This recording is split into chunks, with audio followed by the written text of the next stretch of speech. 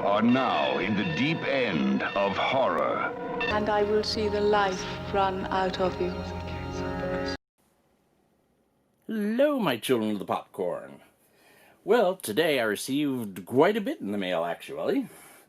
I finally received my Jaws 4K, which I'm looking forward to watching in the coming week. I've removed the sticker because I wanted the lenticular to show up. Yeah, there you go. Remove the J card. I always just throw these away. But yeah, it's got a lenticular cover. It's got a nice back cover. And comes with a nice booklet, which looks different from the booklet that came with the earlier set, 5 years ago or so. But I'll have to take a look. Original storyboards, Quint's monologue, the 4K, the Blu-ray with the extras and the 4K, and I removed the digital code.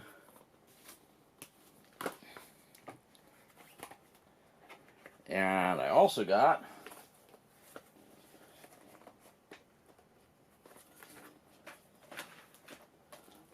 one that was missing from my earlier Scream Factory order. I guess they had to get some from another warehouse or something.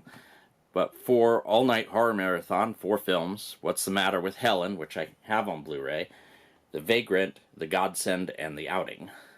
And The Vagrant, this is Bill Paxton on the front, which this one's a very fun movie. I don't really remember those two. And, of course, the box taking center stage is Vinegar Syndrome. And who doesn't get a smile on their face when they pull a Vinegar Syndrome package out of the mailbox? I've already pulled the wrapping off. They wrapped these really, really well. They were well treated. They were all in bubble wrap. I picked up Zombie Island Massacre, which I'm afraid won't be for me, but we'll see. It's got a wonderful slipcover, all of Vinegar Syndrome. Everybody knows Vinegar Syndrome slipcovers are amazing. I picked up Secta Siniestra. Again, another cool one. Part of what's cool about them, if you don't have many Vinegar Syndromes, is the way that they're embossed in various fashions. It isn't just the picture that's on the slipcover. And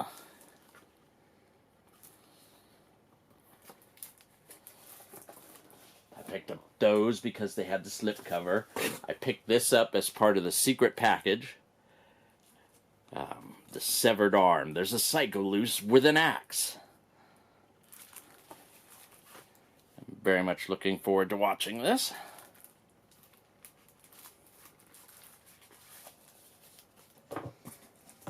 And the last of mine with the slipcovers came with the slipcover separate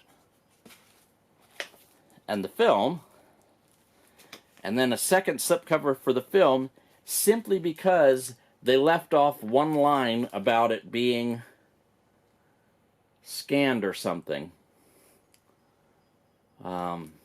So that was just really odd. And then there's the interior. There's Blood Games for the alternate side.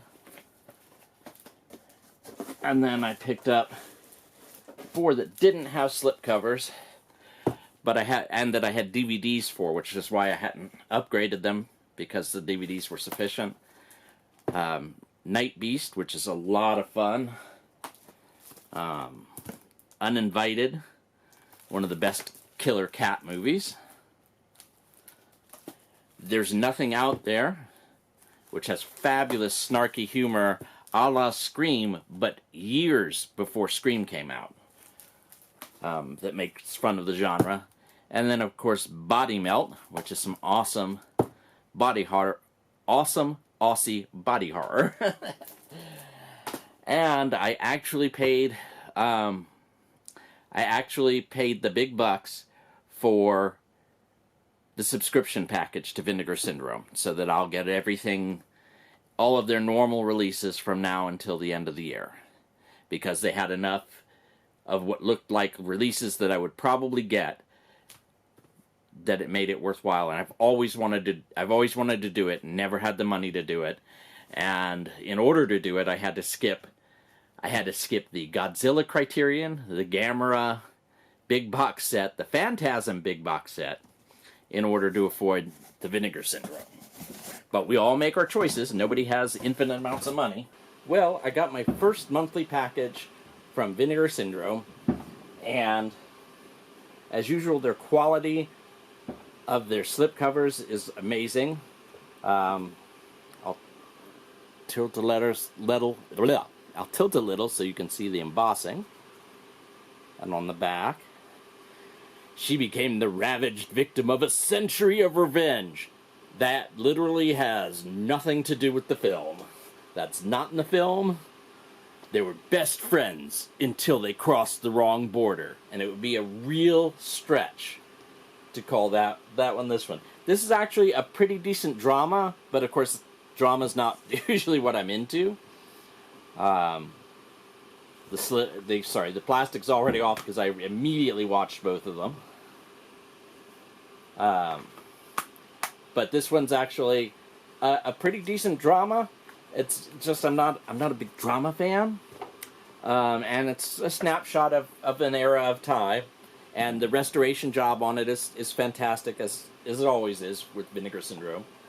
Then the other film for the month was David Niven is Old Dracula, and I like David Niven. He's an old star, and you can see the wonderful embossing they've done on the slip, and it looks great. It's definitely not politically correct as a film, as people are wont to say these days. And it's supposed to be a comedy, and it's not funny.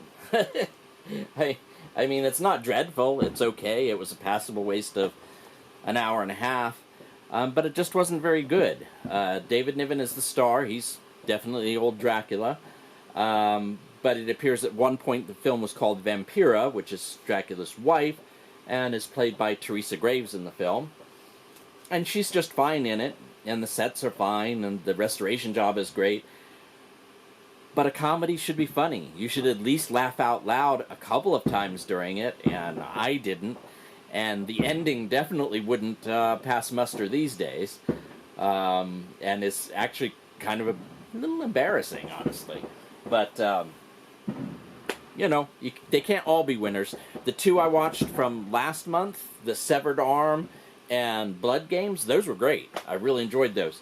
These, you know, not winners so much, but they're part of my Vinegar Syndrome collection. And Wonder Wife picked me up. I'm hoping that shows in there. Stabby Road t-shirt. So that was very nice of her. Click like, subscribe, or even comment below, because I want to hear what you think. No fair.